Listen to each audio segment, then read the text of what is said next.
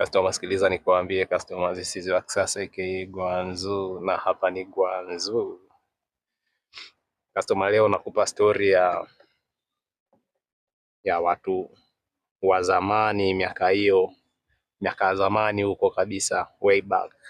Vijana wa Kisasa wanasema way back. Naona leo nakupa story ya way back ilivyokuwa. Kuna siku moja kutoka huko way back, siku moja kulikuwaga kuna mashindano ya mbio. Kulikuwa kuna mashindano ya mbio miaka hiyo. Sasa kulikuwaga na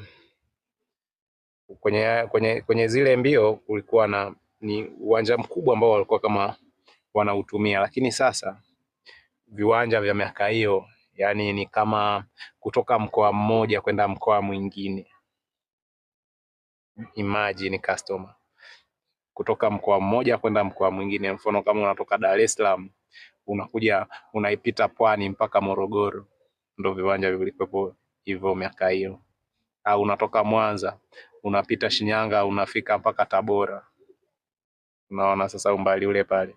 Kwa sasa katika zile mbio kulikuwepo na kijana mmoja ambaye alikuwaga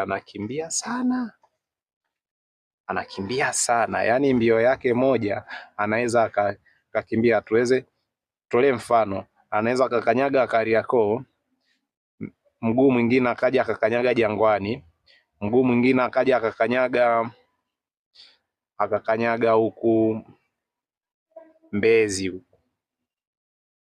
Unaona sasa huyo kijana alikuwa anashindana, yule kijana alikuwa anaitwa Musa. Katika yale mashindano watu sasa akawa wanashangaa kwamba sasa huyu jamaa anawezaje kukimbia umbali mrefu kiasi hiki hapa kwa tambo zake tu namna hiyo hapo. Yaani kadri anavyochanganya ndivyo ambavyo anazidi kupiga tambo kubwa zaidi. Sasa wakati wanashangaa pale, kuna mmoja sasa akatokea nyuma yake. Chukulie mfano sasa, mfano ule kutoka Kariakoo. Yeye tambo yake moja akatoa Kariakoo, ya pili akaenda kutoa Mbezi. Unaona? Ya tatu enda kutoa Mlandizi. Umeona? Mfano kwa Mwanza anapiga tambo moja kutoka hapa mjini, ya pili Kisesa, ya tatu kuelekea Magu. Unaona sasa kadri anavyochanganya ndivyo ambavyo anapiga tambo ndefu zaidi. Kwa hiyo sasa